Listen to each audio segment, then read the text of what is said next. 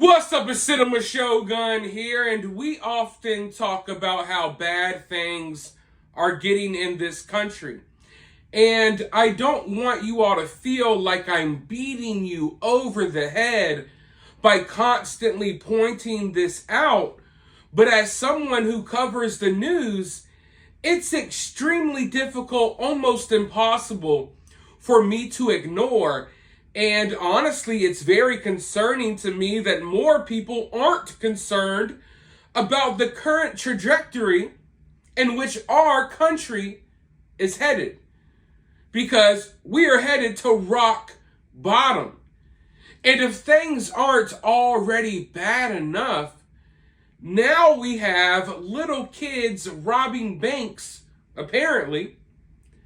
The FBI in Houston just put out a memo looking for 3 young men that they say are between the ages of 12 and 18. Now, I've seen these kids. They look closer to 12 than 18 to me. I would say they roughly look around maybe 14, 15 years old. Well, these 3 14 or 15-year-olds went into a Wells Fargo, robbed it. I don't even think they had any weapons, and they escaped on foot. I don't know, maybe their parents picked them up and didn't even know what was going on. These are 3 young kids that, if they're not in middle school, maybe they're freshmen in high school, and they robbed this bank, and they got away with it, and now the FBI can't find them. Let's go ahead and roll this clip really quickly. New tonight, the FBI is searching for some very young-looking bank robbers. We blurred the faces on these surveillance pictures because we believe those suspects are minors, but you may still be able to help identify them based on just their clothing. The FBI tells us tonight the Wells Fargo near the North Freeway and West Road in the Aldine area was robbed just before 3 this afternoon. Witnesses say the suspects threatened the teller, but no weapons were visible. They then ran from the scene. The FBI would not tell us how much money they got away with. If you know anything, you know what to do. Call police. Now, the mainstream media is refusing to show these kids' faces, but I'll show their faces. I think it's funny because every time something like this happens, when it involves a certain type of people, the mainstream media will pretend like, oh, we can't show the faces. They're juveniles. They're too young. We don't want to show you the faces of these bank robbers. It's absolutely ridiculous. They're asking the public for help in finding these 3 people, but they won't show you what they look like.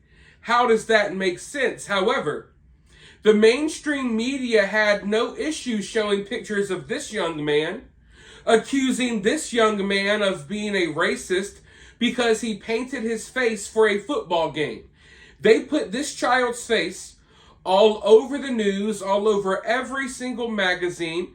They accused this little kid of being racist for wearing football face paint.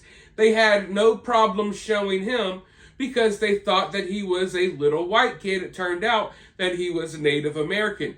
But they had no problem showing him and smearing his name, this young child's name, all over the internet, all over the news, right?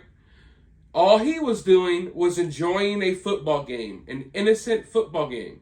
Yet we have 3 kids who robbed a bank, and oh, we can't show you their faces. We got to protect them. We will literally persecute and crucify this child for wearing football face paint, but these kids who robbed a bank, they deserve their privacy.